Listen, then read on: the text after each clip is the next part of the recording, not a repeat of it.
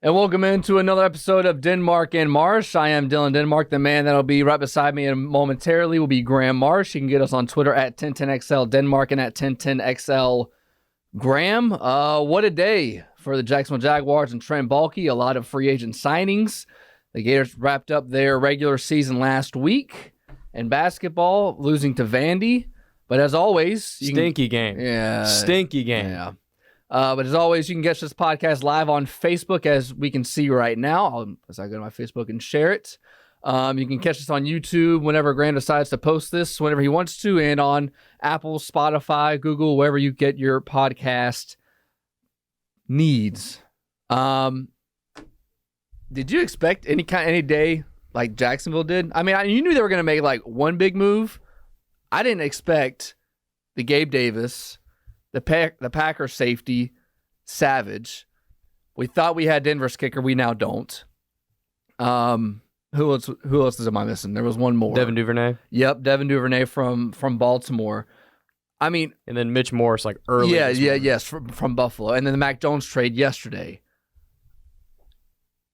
Gabe Davis was the biggest surprise for me. And we got all these guys, and they don't seem very expensive. Yeah, they don't. That's the biggest surprise to me. It's weird that, unless I'm missing something, I can't seem to find the guaranteed money for Gabe Davis. I keep seeing that it's $39 million, and it could be worth up to $50 with incentives. Those numbers don't matter to me. I need to know the guarantee. The worth up to number is what, every time the news is broken for a player, that's what the Ian Rappaports and the Adam Schefters always use. But for those that don't know, what a contract is, quote, worth up to doesn't matter. It's not a relevant number. The relevant number is what their guarantees are and what their cap hit is per year. Because you can, if the team doesn't like where this player's headed, they can always restructure, and they're going to restructure if they think the overall number's too high. So if a player isn't living up to expectations, they're never going to see what that contract is, quote, worth up to, unless you're Deshaun Watson and have your whole deal guaranteed. And if they do see that money, well, that means they balled out. So as fans and media, we don't care because they're balling out. Mm-hmm. So I don't care about the $39 million number. I don't care that it's up to $50 million. Listen, I hope Gabe Davis makes $50 million. If he makes $50 million and over 10 of that is in incentives, that probably means he's making Pro Bowls, he's catching all kinds of touchdowns, and he's lighting the league on fire. I hope he does that. Yeah. I want to know what the guarantees are, because if he is a bust, if he does not turn out well, I want to know how much in the hole I'm in. Yeah, and for the audience's sake, this is legal tampering period. None of these contracts that are being floated out there are 100% official until Wednesday, I think at 4 o'clock, 4:05. So these are all speculative. Obviously, this is what we hope and we expect to happen come Wednesday when the new calendar year happens and we can finally put pen to paper. But Gabe Davis is going to be a dude that's a deep threat. We still know about Calvin Ridley. Nothing's been reported that I've seen. I came straight from practice, so nothing's been official on him. He's probably going to go here, probably going to go here. But Gabe Davis is a dude that can take the top off, that has been needed from this Jacksonville offense for a very, very long time. I know, we probably don't watch much Buffalo. I watch a little bit. He's a guy that's going to get you 8 to 10 touchdowns and have a couple of good games, like good games as in 100 yards, 2 touchdowns, get 10 catches in a game, and do that probably for five or six times in a season. The question mark is going to be those games he's not doing that, because the book on him his entire time in Buffalo so far has been that, almost like Josh Allen was Jaguars Josh Allen before this past year. He'll have a 3-sack game, and then you won't hear from him for 6 weeks. That was the problem with Josh Allen up until last season, right? That's been kind of the book on Gabe Davis, is he'll have a great day. He'll score 2 touchdowns, 150 yards, like you're saying, but then the next 4 or 5 weeks, 1 catch, 11 yards, 2 catches, 15 yards. Can't have that, in my opinion. Especially because I believe this would mean correct me if you think that I'm wrong. I believe this is going to mean Zay Jones' time in Jacksonville is probably done. Yeah, that's what it looks like. Christian Kirk, is going to be back. It seems like all the reports say, of course, once I say this, we're going to hear some bombshell that Ridley's getting paid and going somewhere or something. But all the reports seem to think, Mia O'Brien said this on Twitter, and Peter Schrager tweeted this earlier today. All signs indicate that both sides are aware that it may not happen because it may not be in the cards, but Calvin Ridley and the Jaguars both still have genuine interest in keeping their relationship alive. So we know for a fact as of a couple hours ago, right now it's 6:18, we know for a fact as of like 3:18 that Calvin Ridley and the Jaguars were still in contact trying to figure out some type of way to keep him here. So that's a good sign. I would tend to think that it's kind of a no news is good news situation almost right now. Again, I say that at any given moment. Yeah. Any second, something can happen. Right. So, I mean, if they keep Calvin Ridley, though, and you now have Gabe Davis, you get Christian Kirk back healthy, that's a pretty damn good receiving room. Yeah. That's pretty damn good. I mean, we thought we were going to be good. I mean, remember everything from last year in camp and how much star power we had on the outside. Imagine now you add Gabe Davis to this group. I mean, any of these guys could go for 150 and it won't surprise you in any given week. Yeah. And that has not been like that in the last recent memory, 5-10 years. And you're spreading the defense thin in terms of keying in on certain guys and taking certain guys away. It starts to become, you start to run out of options as defense. I can't take this guy away because this guy on their side is going to eat. Now if you do get Calvin Ridley back, you get a deep threat on the outside in Calvin Ridley with elite speed, great route runner. The one knock on Ridley in terms of his, I know people are talking about him knowing the plays and stuff, and you figure second year in the system he'll have that stuff down more. The one knock on him as a player is that he's pretty small for a guy that plays primarily outside. Well, Gabe Davis is not. You just answered the size question with Gabe Davis. And then you have Christian Kirk just destroying people in the slot. I think Christian Kirk might be the biggest beneficiary of a guy like Gabe Davis coming. Because now all of a sudden, you've got two guys. Again, this is under the presumption that Calvin Ridley is here. And even if not, you still have Gabe Davis. You have at least one guy, hopefully two, that you have a secondary. Your secondary that you're playing against is going to be pretty damn terrified of those guys taking the top off. So what does that mean? That means between Evan Ingram and Christian Kirk, they get to just eat linebackers alive inside and nickel corners. I like the idea of that. It sounds pretty fun to me. Yeah. So then this morning, Mitch Morse, I always want to say Mitch Morrison, so it sounds better off the tongue. Anyway, Mitch Morse, the Buffalo center signs. Morse. Mitch Morse. Morse signs in Jacksonville. That was a move that, I don't know. It kind of surprised me, kind of didn't.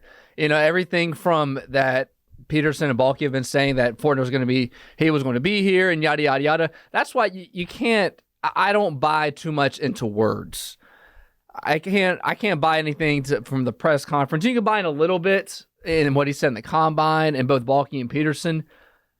Because at the end of the day, you're not going to bury your own guy like we've said before, and you're going to do what you think is best and what you see what's out there. And Morris is probably going to be your starting center. I mean, hopefully, should be your center. And can you imagine if it wasn't? Fortner, oh, my God. Fortner's still your starter. Oh, my God. But we can put to bed anything on the interior offensive line. We speculated all offseason what they're going to do. So we can put to bed the Jackson Powers Johnson and anybody in the first round getting a center or a guard because you signed Ezra Cleveland. You've signed... restructured Brandon Sheriff. So, yep, you restructured him at guard, and you signed now a new center in Morris. Those three is probably going to be your guys going forward. I like that. And then now the only question mark on offensive line is what you do with Cam Robinson, and it feels like he's staying because if he were to leave, I think something would have came out by now. I agree. I still think it's malpractice to have Cam Robinson play on his current contract, though. I don't mind him being here. I honestly would prefer him to be here because I like his attitude. I like how he plays. And I think he brings a veteran presence and a veteran swagger to this group. Although now with Mitch Morse, you now have three guys that have played a lot of ball in the league on your line. That said, the fact that you could cut him today and save $16 million is too much for me to get past mathematically. They've got to restructure his deal and save some cap. There's no way they're not going to, in my opinion. You have to. And then if you do that, if you do restructure, and you're not wrong though. You tend to think this move would have happened already.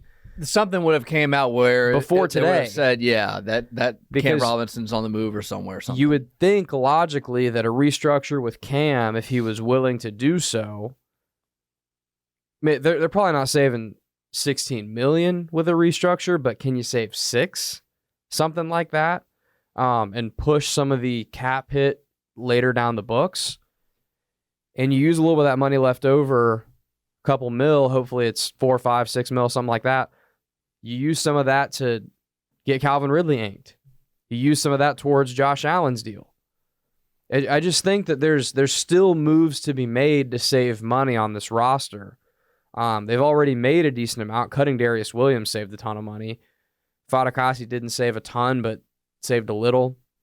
They made these moves that we've already talked about, but there's still moves to be made, in my opinion, that could allow them to be even more aggressive. Yeah, and then on top of that, they went out and got a safety from Green Bay, Darnell Savage. I didn't see that move. Rayshawn Jenkins gets cut, whatever it was, a week or two ago, and you think, okay, you got Andre Sisco and you have Antonio Johnson who's going to come in and fill in for Rayshawn Jenkins, and then now you have this. I'm not going to lie, I don't know anything about Savage, but, it adds more depth to that position that you need. We talk about, the receivers that Jacksonville has, and you have to have somebody that covers all these guys on the outside. And big signing there. And then yesterday, Mac Jones is traded for a 6th-round pick. I think whenever Trey Lance got traded, he got traded for a 4th. And then somebody from CBS Sports, I can't remember who it was, said that there was no offers for Mac Jones that were on the trade block. You can't really say that's true or false, because it all depends on who you ask. We'll never know that for a fact. fact. We'll never know that, and you can't fall balky because you don't know what the rest of the NFL is doing. Right. I'm fine. How much difference is Mac Jones compared to CJ Beathard as a backup? The thing is, you have to have a decent backup now in the NFL. If you look around, and this is something that I was thinking about when we were doing the show on Jaguars today, earlier. Pittsburgh went through 3 quarterbacks, made the playoffs. Cleveland went through 4 quarterbacks. C.J. Stroud went a couple of weeks where he was hurt with his concussion. We saw what's happened to Trevor, and you can go on with a couple of other teams that made the playoffs. Yeah, the Bengals. They were right there on the edge. Like the Raiders. These are teams that you have to have somebody as a backup that's able to come in and just help you not hold your breath and just you can breathe if if he comes into the game. That that you're comfortable with, okay, if he can play a drive or two, or if he's able to play a game or two. And the season's not over. Yes. That you're not going to be dying to get a first down. Here's my problem. I agree with everything you just said. But here's my problem. Do we know that Mac Jones is a better quarterback than CJ Beathard at this very moment? That's the only question that I have. I don't know that he is. I understand the ceiling's higher. I understand the potential's higher. But let's forget the fact for a minute that Mac Jones was a first-round pick. Let's just totally forget about their resumes, and let's just think about if you have to put both of them in a football game and they have to play football and you're trying to win.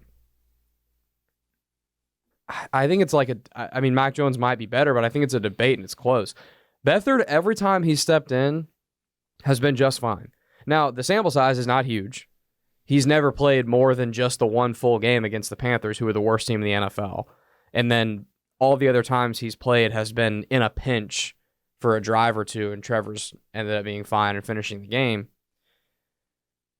But nonetheless, every time he's come in, he's played well.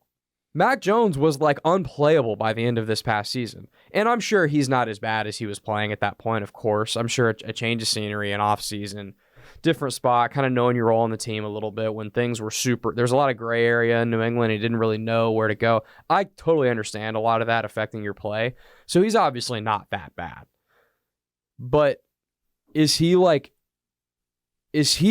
clearly like head and shoulders better than CJ Beathard? Like no questions asked? I don't think he is, but in New England, there's been a lot of reports and a lot of speculation that Belichick was ready to move on and he like didn't do anything to help him. Oh yeah, 100%. And on top of, they ran an offense with a defensive coordinator last year. Yeah, it was unbelievable. There was that, and there was I think 5 games this year where they scored less than 10 points. Like that is egregious in today's NFL, where all the rules and everything is to help the offense. I'm not Matt Patricia running the offense. Yeah. Man. Like, what are we doing? That is 100% Bill Belichick stuck in your ways, and it's my way or the highway. I wasn't like hard set. Like I didn't love that Mac Jones was coming here. Now I didn't completely 100% hate it. You're not going to keep all 3 guys on the roster come the first week of the regular season. So you're going to have 3 guys in camp, and they'll go preseason, and then you'll make a decision there. But I was fine with the trade. It's not bad. It's not like, because you know for a fact they have him this year. He would still be on his rookie deal. He's like $2 million on your books, which like doesn't matter. It's fine. And next year, if they pick up his 5th-year option because he's a first-round pick, it's $25 million on your books, which is obviously not happening. He's either getting cut or restructured at that point, or getting a new deal. The weird thing is with not restructured, them trading for Mac and keeping CJ for the time being is they both have 1 year left on their deal. So it's like it'd be one thing if like CJ had 1 year and then Mac had like 2 or 3. Be like, okay, Mac's going to be the guy, and then they'll probably eventually cut CJ. Both these guys have 1 year, so it's like you're almost making the point that Mac is going to be the backup for sure, and CJ, you're going to move on from CJ. I would be shocked if come training camp CJ Beathard's still on the roster. Shocked. There's no way. They'll cut Beathard. He'll go somewhere else, and they will draft either draft or undrafted free agent, another Nathan Rourke type guy to be your practice squad, 3rd string dude. Maybe they'll bring in EJ Perry for the 47th time. Or Matt Barkley. Yeah, and he'll be your 3rd team. Practice squad emergency. Yeah. I would be stunned if they kept Beathard around now with this move. I don't know. I'm kind of going back and forth on this move on if I like it or not. I tend to think that the reason they went for it was everything you just said, in terms of last year in a lot of ways was the year of the backup quarterback. We saw how important it was to have a good one that you believe can go win you maybe not just a game, but 2, 3, 4 games and keep your season alive. We saw how important that was. And you pair that with the fact that Trevor is entering his 4th year in the league. Does he really still need a mentor type of backup QB like I think Beathard kind of has been for him this whole time? Beathard's clearly his guy, and Trevor likes him, and it's been a good relationship, and I think CJ's really rubbed off on Trevor in a lot of good ways in his time in the league, and he's been a good kind of like comforting person to go to and talk about things or whatever. But the Jags might be looking at it and saying, look, Trevor's kind of matured. He should at least have matured beyond needing that at this point.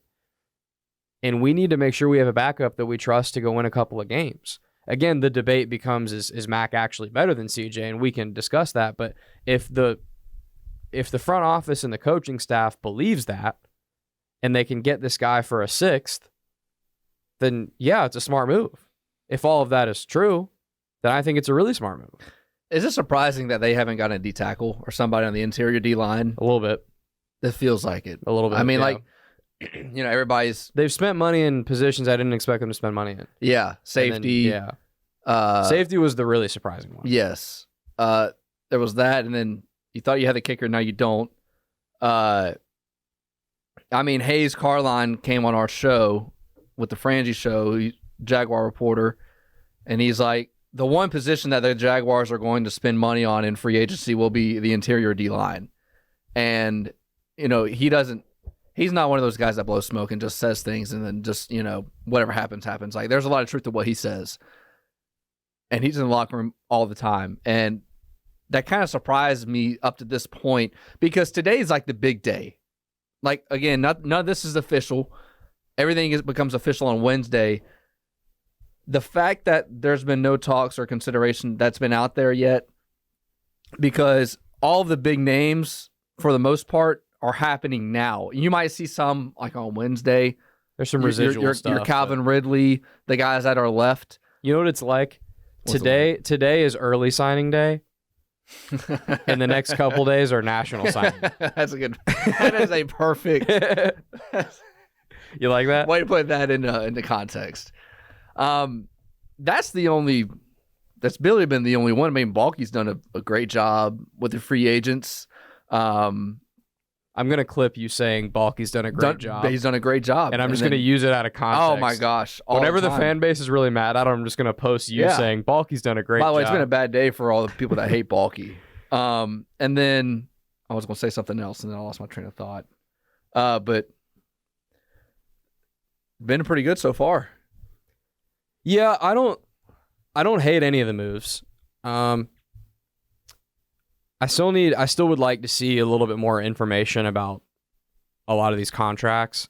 Again, beyond just how many years and what the total value is. I want to see more how it affects the books yearly, what the guarantees are, that type of thing, before I can really judge. And you also got to remember, too, about this offseason, with the cap going up the way it is, kind of what we've thought about certain positions and how certain contracts should look over the last couple of years are going to look different this offseason because teams have more money to play with. And they're still competing against each other, and it's kind of the same. You're kind of playing the same exact game, but the numerical value is going to look different because each team has more money to spend. So what might feel like it's free agency, everything's an overpay, but what might feel like a gross overpay might not be as much of an overpay as you think because you're used to certain numbers, again, from the last couple of years that are no longer the same. You see what I'm saying? Oh, yeah, 100%. And what do you think about Devin Duvernay? I like it. By the way, that means Jamal Agnew. I only saw it right when I was walking up. I was like, that's pretty good. I thought I was wrong about this. I got Devin Duvernay and Rashad Bateman mixed up. And so when they signed him, I thought Duvernay had done more offensively for them. And I saw that last year he had like 4 catches all season. So he really didn't. Yeah, he's just a special teams He's guy. really just a returner. I guess that's got to mean Jamal Agnew's not going to be here anymore. Yeah. They're the same guy. Yeah, they're the same guy. And then, like we said a couple weeks ago, I mean, if all else failed and he had to go, Parker Washington would be a guy that's probably going to do returns, or Tank Bigsby, or somebody else. Jamal Agnew might be even better than Duvernay as a returner, and once I saw that he had 4 catches last year, he's definitely a better receiver. I think Jamal Agnew is not a bad receiver. He's serviceable. Yeah, he's not, going to be your wide receiver 1, but I think he's fine. That had to be a money thing with Jamal, you would imagine, because they signed Duvernay for 2 years, $8.5 million. It's really not bad. Like $4 million and some change per year. I would have to imagine Jamal wanted north of that, a decent amount, because I mean, they're the same player. Yeah, they're the same guy. They're really, really good, really explosive returners. Like probably the 2 best returners in the league, unless I'm missing somebody. Cordell Patterson, historically, he's getting a little bit older now, but I mean, they're literally the same dude. So you just have to imagine the money. They couldn't agree on the money, the Jags and Jamal Agnew. Sucks to see him go. I've really liked him here in Jacksonville. That Cardinals kick 6 will forever be one of the great. It's one of the greatest plays in Jaguar history. So I think something that kind of reminds me of this, kind of just a bigger, more like overarching topic of days like today, and cut day is one of these days as well, throughout the NFL calendar, is like, if you ever think that anybody outside of like a franchise QB is going to be somewhere for long, you're typically sadly mistaken, the Mike Evanses of the world that have been with their team for forever, and those types of dudes are very, very, very few and far between. I mean, look at how much roster turnover has happened today. Oh my gosh, Christian Wilkins, Chris Jones is staying with his team. Who was the other guy that broke the bank that's on the move? Geez, I can't think of him. But Christian Wilkins broke the bank going to the Raiders. I mean, that was a pipe dream of him coming here of any consideration. Saquon to the Eagles, man. Like that's surprising. DeAndre Swift leaves and he's going to Chicago, I think. That sounds right. Yeah. Also, by the way, with Saquon going to the Eagles, inside the division, you remember this past year for the Jaguars, Arden Key going to the Titans. Happens all the time in the NFL. Just remember, everyone, that you will always care about your team more than the players do. And then you can add this, as of 7 minutes ago, Adam Schefter, Brian Burns is traded to the New York Giants. Wow. So they tagged him originally, and now he's on the move. And then that was another one that I couldn't think of from earlier. T. Higgins, they've put him on the trade block, and they tagged him last week. I haven't seen where because T requested a trade. Yes.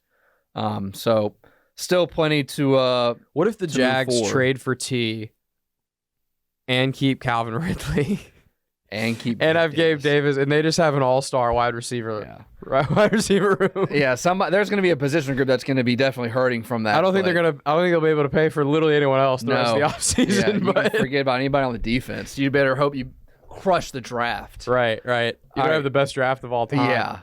Let's move on to the Gators, Graham. I didn't catch most of the game. I caught the tail end, which it was a stanky game.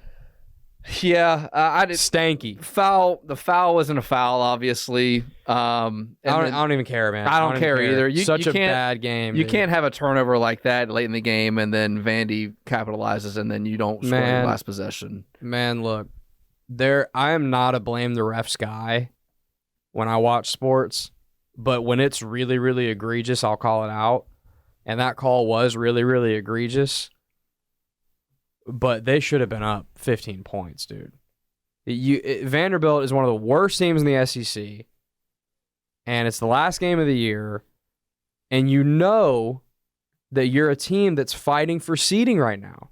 You know you're a team that could be an 8, but you want to be a 6. These types of games are what keep you from getting to do that. It was a really bad loss, man. I've been really impressed with this team most of the year. Even some of their tougher losses, I've typically been okay and been like, it happens. You're not going to win every game. You're not going to play well every game.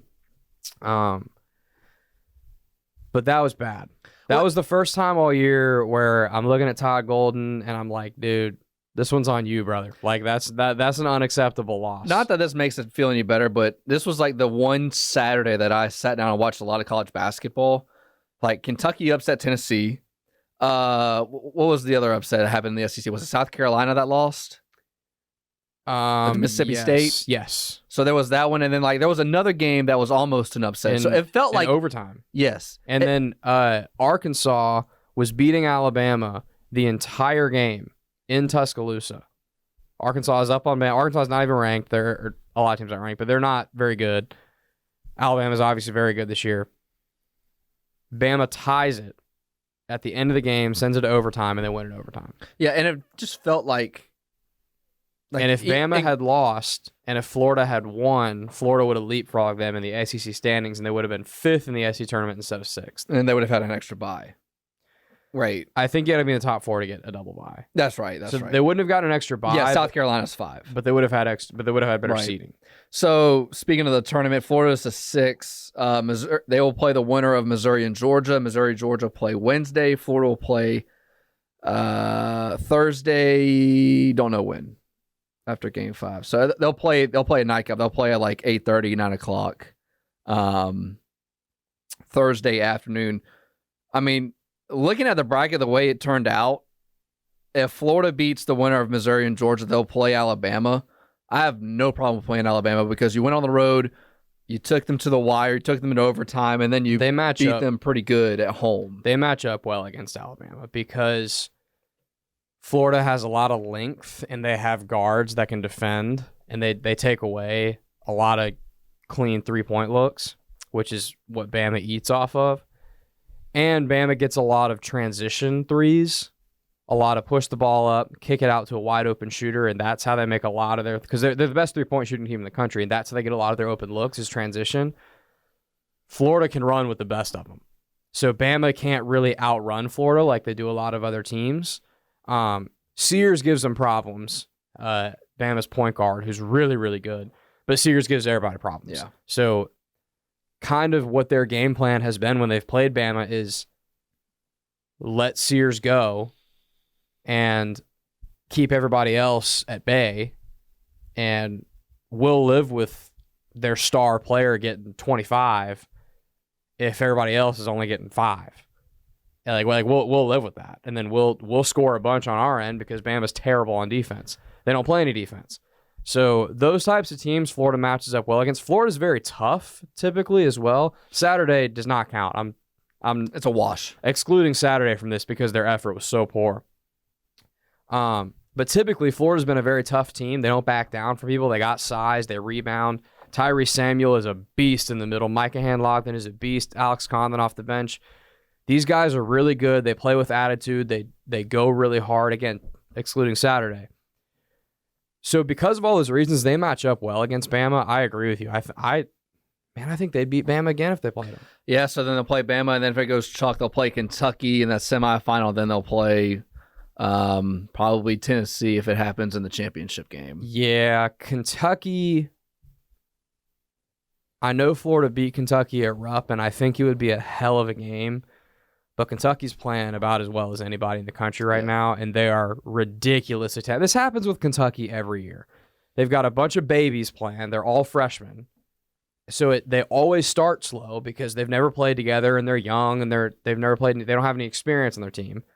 It takes them about a half a season to figure out what the hell they're doing. And then once they do, because they recruit better than anybody, all of a sudden they're one of the best teams in the country. This happens with Kentucky every single year, and it's what's happening right now. Rob Dillingham for them is unbelievable. He's unbelievable. He's unguardable. And I know they upset Tennessee the other night. Tennessee has, in my opinion, the best player in college basketball. Dalton Knecht is insane. He's unbelievable. I don't think Tennessee is the one team that I'm not sure Florida has much of a chance against at all. Just because, I know Kentucky beat Tennessee, but I still think Tennessee's a better basketball team, top to bottom. I just think that guy is so good. I mean, he can do anything. It's insane. You can double team him, and it doesn't matter what. I mean, what was it? The game, dude. He's like Luka Doncic, bro. Yeah, like he scores everything. What game was it? Not last Saturday, but the Saturday before. Was it when they played Alabama? He started the game 4 for 4 from beyond the arc. You're like, this dude's like 7 feet, and it's just like what do you do? He's explosive too, so he's such a good shooter. So you have to come up and take away his airspace, and you have to get right up on him and basically face guard him too when he doesn't have the ball. But he's got a really good first step, so he's going to blow by you because you can't give any space at all. So he's either blowing by you and forcing help defense, kicking it out to a teammate, or he's blowing by you and dunking, or he's just nailing threes. Mm-hmm. He's insane, dude. So good. In my opinion, the best player in college basketball. I know Zach Edey. I know I like Carolina. I know RJ Davis is really good. Those guys are all up for the Wooden Award. To me, it's Dalton Knecht. But Kentucky as well, I think this Florida team is really good. Like I said last week, it's the most fun I've had watching Florida basketball in 10 years, even with the disaster that was Saturday. Those two teams, though, I don't see Florida beating them in the SEC tournament. And also 2 out of the SEC. Kansas, golly, they got crushed by Houston by 30. So if you needed a stamp on who you thought was the best team, Houston. I don't know how much Houston you've watched. I've watched them play Baylor 2 weeks ago. I watched them play another game. I was like, whoa. Like, Kansas is a good team. And to do that before a conference tournament was big. Wasn't it at Kansas, too? I think so. I can't remember. Yeah. What was your fun topic you wanted to throw around before? This topic. I throw in my topic. So this topic it's actually not as fun, but it's an important topic that we need to discuss. People, we have a crisis in America that needs to be fixed. Tipping is out of control these days, bro. Good or bad? Bad. All right, Dude, so what happened? Dude, for it's me for you to insane. say that? It's insane. Okay, so I went to a local coffee shop here in Jacksonville that is not far away from 1010XL on Southside Boulevard. And I go through, I get my coffee. It's really good. I go to this place all the time. It's really good. And the coffee I get like 16 ounces for a hot coffee. It's like $5, or like $5.50 or something like that. It's like a little pricey, but like you're buying coffee instead of making it. Whatever. It's not that bad, price wise. They give me the little card reader thing, and they're like, it's got the thing where you put your card in, you put your PIN number and all that, and they ask you some questions and all that, whatever. So the tip thing pops up. Their tipping options are 20%, 30%, and 50%. Oh my gosh. For a coffee. So who the hell is charging 50% for a cup of coffee, man? So what are we doing? So $8 coffee would probably get you 13 out the door. Dude, that is ridiculous. Listen.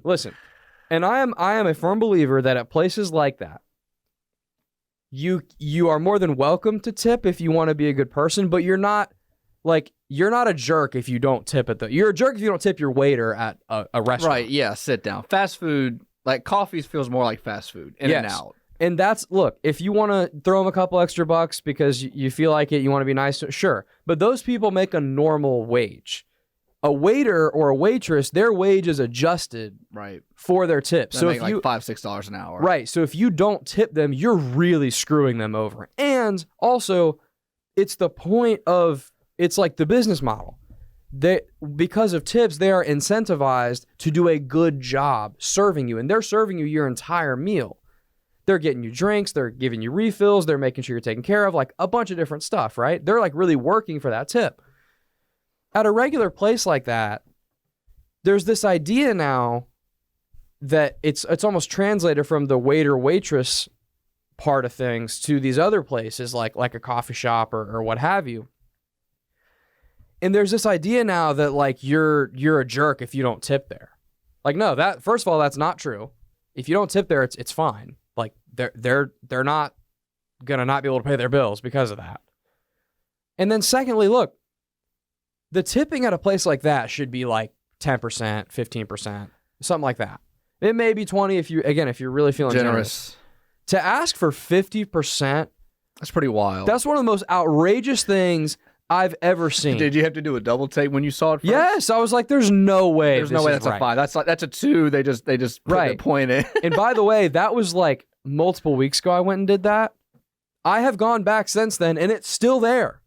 So it isn't like there was just one worker that just, was trying to pull a fast one and snuck it in there or something like that, and then, it got fixed. It wasn't like this was a mistake. Like this is their business model. Yeah. Is ask a 50% tip, dude. I'm not a coffee drinker, but if I did, I'd be a $1.02 drink or $1.02 tip, and then you might not be a coffee drinker, but this happens at other places too. If you go to like a not so much your run of the mill fast food places like Taco Bell or McDonald's or those places won't do that, but like, dude, if you go to like a Moe's or Chipotle, like that type of spot, like a lot of times they'll ask for a tip, and again, it's fine to tip. I'm not anti-tip here. I'm just saying like, we're getting way too aggressive with it. We need to scale back the tipping conversation because it's insane, dude. Like, if it's that bad, if it's that dire in there, then make the coffee more expensive and I'll go somewhere else instead. Because it's crazy. I normally tip at that place because they used to always have, I think, like 10, 20, 25 or something like that. And I would tip Sounds 10. normal. Yeah, that's like more reasonable. I would tip like 10. Like, okay, whatever. I'll tip 10%. Whatever. No big deal. And then when I go to like when I go to like a bar or something, I tip like $1 a drink, which is pretty normal unless they're making something crazy and I'll tip more. But if they're just getting me like a beer and it's $4 in Jack's Beach, I'll give them $1, whatever. The 50% pissed me off so much that I didn't tip. I'm like, dude, no. If you're going to ask me for 50%, I'm out. You know what probably happened was somebody that's probably extremely wealthy went in there and then just gave everybody whatever, like $20, and then now that's 50%'s the. Now they're trying to make the norm. Now it's a scale. Dude, it's the most But you've seen this too, right? Like not the 50% thing. That's rare, but like now that you say it, like I mean, if I go out, I either go out or I'll go to Chick-fil-A and I'll go use the app. There's no tip there. I use Chipotle. I don't tip there. But a lot of these places ask you for a tip. Yeah, right? And I'll do like 10%, like whatever, like exactly, cool, fine. But yeah, that's egregious. Anything over 25 is like. And by the way, a lot of these places never used to ask for tips. Like this is like a recent thing. Basically, every place ever asking for a tip is that's a few years in type of thing. This is not how society has been. Yeah, well, I mean, when the wages aren't nowhere near comparable to what you pay for rent and all that stuff. I mean, it's like that's true. But the problem is tipping is not how we need to make up that gap, dude. Like asking for 50% on my cup of coffee, like. This is not a political podcast, but I feel like there's a better way to do this. But it's out of control, dude. The fact that a coffee shop with a straight face can ask for a 50% tip, I feel like says all you need to know about this topic. Yeah. It's ridiculous. 50%, bro. What are we doing? I can't believe it. It's unreal. All right, let's move on to I'm glad you kind of went on a rant because I could collect my thoughts on this. I had to get that off my chest. Did you see what Graham Mertz allegedly said about Miami? Yeah, they're sorry. Yeah. How can I prepare for a team that was sorry last year? So, legend has it that Jacory Harris went on this podcast. What's the podcast called? Former Miami Momentum. QB. Yeah, Momentum Podcast. At Momentum Pod on Twitter if you want to go, or X if you want to look it up. Jacory Harris goes to this restaurant and Brandon Spikes is there, and Brandon Spikes, I guess, knows Jacory Harris, and he introduces Graham Mertz to him. And Jacory Harris played I think 10 years ago, like 2012, I think was his era at Miami. No. Jacory Harris. Yeah, Jacory Harris. I was like, wait, no. Yeah, Spikes was 07, 08, 09. That sounds right. So Spikes introduces Graham Mertz to Jacory Harris, and he's like, hey, man, I guess nice to meet you, whatever. And he's like saying something I had to have been about the game week 1 against Miami. It's going to be in Gainesville. And he goes, why are we worried about that game? He goes, y'all are sorry. And Jacory Harris goes, oh, it's on, man. He said, we got to bury these Gators. I don't have a problem trash talking. You just got to be good if you're a trash talker, man. I hope Graham Mertz said that. I hope he did. It's just so hard to trash talk when your team sucks. When you suck, you can't trash talk. Just like Cameron Jackson, you can't say you're going to the playoff and you have a chance to win a national title when you haven't had a winning season since COVID, and we're in 2024.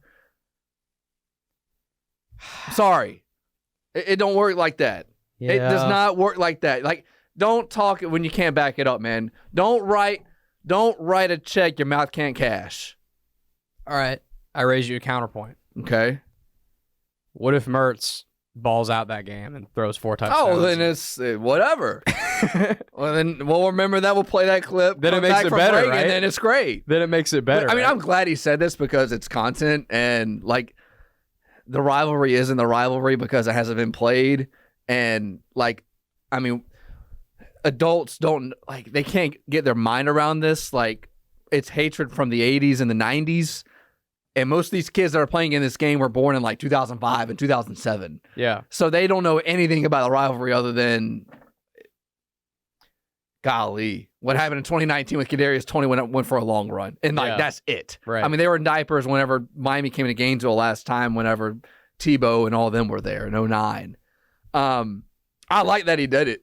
I mean, Graham Mertz isn't. It sounds like you don't like that he did. No, I don't like that you trash talk when you can't back it up, but I mean, it adds juice. It makes to it way game. Better. It makes it way better. I love that my QB's talking crap. I love it, dude. I don't want. Listen, I get bored with guys that are just, man, they're a great team over there. We got to be extra prepared. We're gonna be focused. We're confident. No, call him sorry. You play for Florida, and this is Miami. You should call him sorry. I love it. And I know Florida was sorry, too. I get it. If a Miami player says, well, Florida was sorry, too, I'd be like, yeah, it's tough to argue. That's why you can't go out and wear a Florida gear and talk junk about another team when your team is doing just as bad, if not worse, than the team you're talking trash about. I can't talk. Now, you can say you're going to beat them. That's one thing. We're like, yeah, we'll beat y'all. But to say that they're sorry, they were sorry. But dude, you don't have a leg to stand on. I know. Nothing. But just because Florida was sorry doesn't mean Miami wasn't. All right. Okay. We'll disagree there. No, okay, but in all seriousness, I do agree with you that it definitely makes it worse if they lose. And he said that. So you are putting a target on your back, and I agree with you that you don't want to write checks that your mouth can't cash. I get it. My thing is, I believe, because this is how I am, when there is trash talking and there is that extra edge and that extra competitive fire, I think that makes players better. Yeah, you know it gives you motivation like throughout the entire offseason. I see a look world forward to that game. I see a world where Mertz will be that much more locked in because this is a thing. I mean, remember the last time these two teams played, and Florida Gator quarterback Felipe Franks looked into the camera and said, "I do this. Stop playing with me." And then he proceeded to throw an interception. And then he wasn't the QB a month later. He got his job taken a month later. He got hurt, so I feel bad saying that. Yeah. He never got his job back. Yeah. We have breaking news in the NFL. Yeah, I was just about to say it. Austin Eckler. Yeah. Yep. Washington, 2-year deal. Yeah, let's end on this. Remember last year, all these running backs got together, and it was like this big coalition that they were going to form, and they were like, we deserve more, and we need more money, and yada, yada, yada. It's like, cool. Then the season starts, and Nick Chubb gets hurt. And God, what are the other running backs that got hurt? Saquon was banged up for a little bit. I'm trying to think of my fantasy team because I know I had like freaking Derrick Henry missed some time. Yep. But I mean, there was like 5 running backs that were like Austin Eckler was hurt for 4 weeks. Didn't Devon A-Chain got hurt? Yes. He got hurt, I'm pretty sure. Yep. Yes, he had hammy issues. There were a lot of running backs that were wanting more and thought they deserved more, and all this stuff, which is fine, but you got to know your value, bruh. And when all these guys go out and somebody can come in and fill you, replace you like it's nothing, I'm sorry, but that's how the marketplace works. You want to know why these quarterbacks get paid the way they do is because there's no replacement and they're the most valuable person on the team. It's because you can't win without a QB. You can win without a running back. Isaiah Pacheco was a 7th-round pick. And he's good. He can play. Don't get me wrong. But if you swap Isaiah Pacheco out with, I don't know, Tank Bigsby. Tank Bigsby's pretty bad. That might not be a good person to say, but Dearness Johnson. Chiefs probably still win the Super Bowl. Oh, yeah, they're still fine. I mean, I will always remember the night the Jags traded away James Robinson. And everybody, and I say everybody, Hacker, and the few calls that we got on that show in that first segment, collectively lost their mind because, well, if Etienne gets hurt, what's going to happen? And then Etienne got hurt against Baltimore, and JaMychal Hasty played just fine, and they won the game. Because running back is it's a fill and go. There's not a lot of thinking. It's here's the ball, here's a gap, put your head down and go. There's not a lot of, and you have a very short lifespan. You got 4 or 5 years, and that's why a lot of guys now don't get second contracts, and that's why Trey Benson's probably the best back coming out, and I couldn't tell you where he's going to go in the draft. Probably early second round. Probably not going to be in the first round because there's not a lot of value there. I would say nowadays, last 10-ish years or so at this point, at any given time, there's like maybe 2 to 3 running backs that are above that in terms of like they are more important than traditional market value for running backs, and they're because they can catch, because they're just that good, they're that dominant. Like you have to treat them a little bit differently than the rest of this conversation. Right now, it's McCaffrey. It was Derrick Henry, Saquon.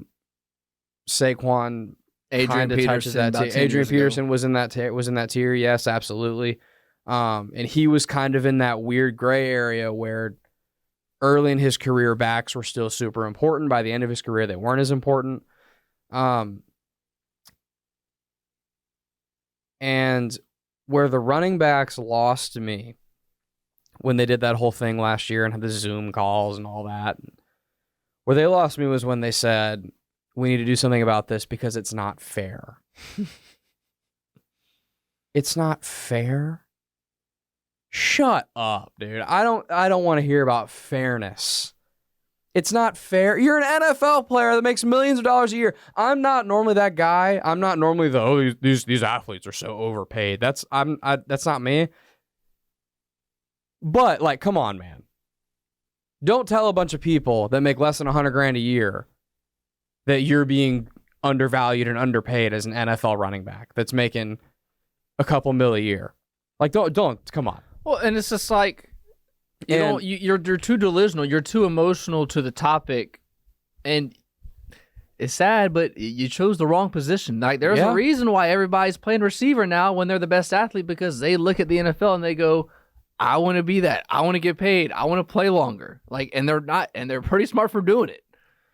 And the other reason that the whole fairness topic doesn't play with me with these running backs is they've never seemed to have this energy for guards that have been underpaid and defensive tackles and linebackers and nickel corners. There's a lot of those guys that are probably getting underpaid. There's a lot of those guys that are probably getting an injury or two and they're getting screwed out of a lot of money. Where were y'all when that was happening? You care now because your position is being flexed out of the game.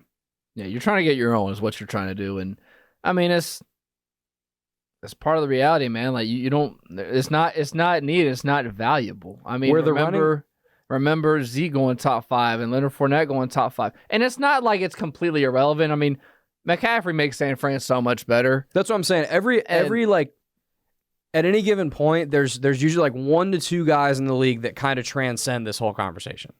Yeah, and those are the far outliers. And McCaffrey's that guy right now and has been for a while. And it was Derrick Henry. Derrick Henry's on the other side of the hill now, I think, but it was Derrick Henry for a while because he was a traditional running back, didn't really have great hands, stuff like McCaffrey does. That's why McCaffrey's so valuable, is because of all the stuff he can do in the passing game as well as run the ball. Derrick Henry was just so dominant that he was on a different stratosphere than everybody else. But what really hurt the running backs, and again, I don't care what they have to say about fairness, but what did screw them was, I want to say it was early 2010s or maybe late 2000s when they brought in the rookie pay scale, and rookies weren't just negotiating willy-nilly contracts like. And you had the Sam Bradfords of the world getting gigantic paydays, $60 million, and they've never played a snap in the NFL. Like, because back then, first of all, running backs were more valuable to the game of football, and also a running back, their prime is really like their first 4 to 5 years in the league. After that, if you're a workhorse back, you're starting to get old after that. So back then, if you were a top pick, you could make a lot of money in those years that you're most valuable and you still have those young, fresh legs. But now the way the game has shifted because of that rookie pay scale, you know the way it works now, and everybody listening knows the way it works. You're pretty cheap labor for your first 4 to 5 years in the league, and then if you're really good and you outperform that rookie deal, then you get paid big money. The problem is by that point, running backs are getting old. Yeah. By your 5th year in the league, dude, you're old as a running back, especially if you've been a workhorse back and you are 28. 30 is like the death age, but say you're 28, okay? and you've been a workhorse back for a team for 4 years. You've been hurt in that time. Well, and it's not that. I don't care who you are. You've been hurt. You've had a lot of tread on your tires depending on how your college team used you when you were there. 100%. I mean, that's why, like, in Alabama, they run the ball a lot, and they're good when they come out. But then you get a couple of years in the league, and it's, you're pretty much done from that point. Think about it this way. Think about how crazy this is. Travis Etienne, this issue hasn't come up with him yet because he's not quite up for a new deal. This will start to become a thing in the next year or two with him. Travis Etienne led the ACC in all-time rushing yards. He has more rushing yards than anybody in the history of the Atlantic Coast Conference. That's probably going to be looked at as a bad thing in contract negotiations. Oh, 100%. Because he played 4 years in college. Isn't that crazy? That's like that accomplishment is like a bad thing when it comes to him getting new money in the NFL. Yeah. Well, it is what it is, as they say. I'm done. You done? I got to get something to eat before Hacker Show, so that's why I keep looking at my show. And I'm trying to get a sub and I got a 10% tip. So that means you got to go somewhere else. Yeah. Well, what are you going to do? All right. You done? Yeah. All right. I'm done. I'm Dylan Denmark. That's Graham Marsh. This is Denmark and Marsh. Get this on any podcast platform, on the 1010XL podcast, on Apple, Google, Spotify, and on YouTube anywhere. Until next time, we'll see you then.